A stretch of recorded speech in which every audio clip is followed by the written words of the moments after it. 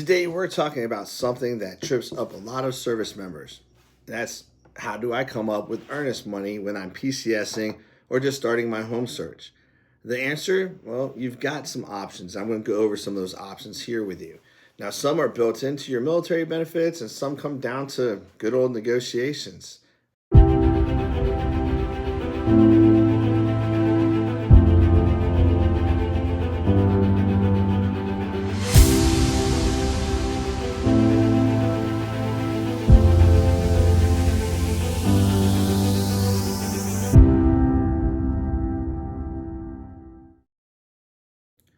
Let's start with the basics. What is earnest money? Earnest money is a deposit that you put down when you go under contract on a home to show the seller that you are a serious buyer.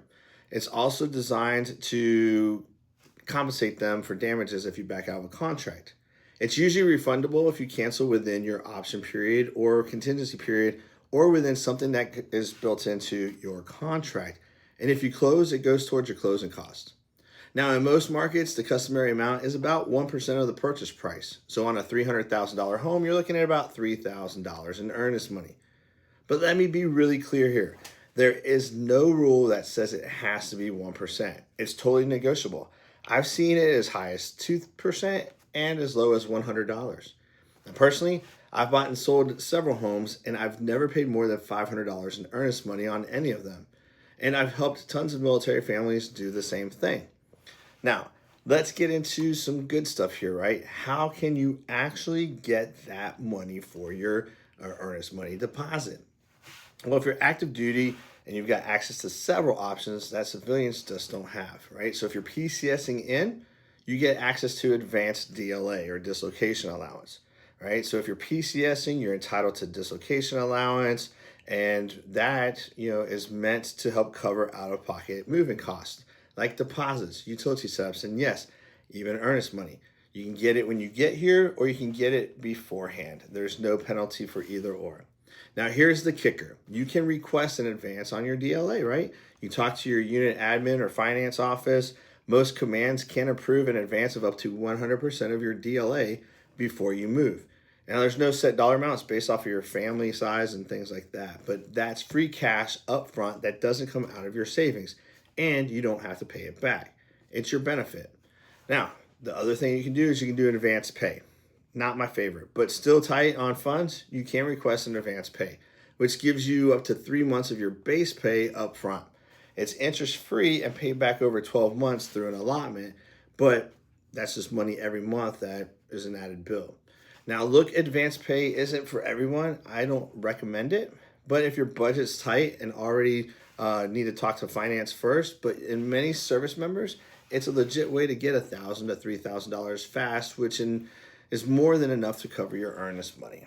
Now let's look at option number 3. You can go with zero earnest money negotiations. Yes, really, I've negotiated earnest money almost to zero. $100 is the lowest I've gotten, but it works out. It's just some things that we can do. But sellers don't always care about the deposit as long as the offer is clean, the lender is solid, and the terms look good. And there's other things we can kind of do too. In fact, if you're using a VA loan and you're already offering full price, I often recommend just writing in $250 or $500 max. And I've had great success at doing this across dozens of markets. Now, a few tips if you're buying with your VA loan, okay? There is no VA requirement for earnest money. The VA doesn't care if you put $5 down or $1 million down. It's all between you and the seller, which makes it all negotiable. The VA does limit what you can pay in closing costs, which help reduce what you need to be able to bring to the table overall. Now, most of the time, if your structure is right, you can buy a home with zero out of your pocket, and that includes earnest money. It's hard to do, but can be done.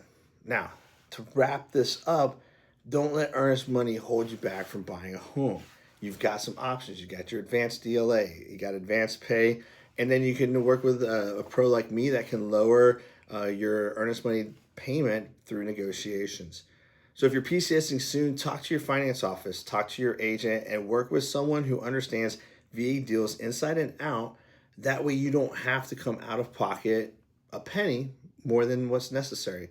Now, you're still going to have some closing costs and things like that, but up front, you're not going to have to come up with a down payment and very little earnest money to fall. Now, if you've got questions about structuring your VA loan deal or you want help negotiating your next contract, reach out. I've been in your boots and I know how to help you win in today's market.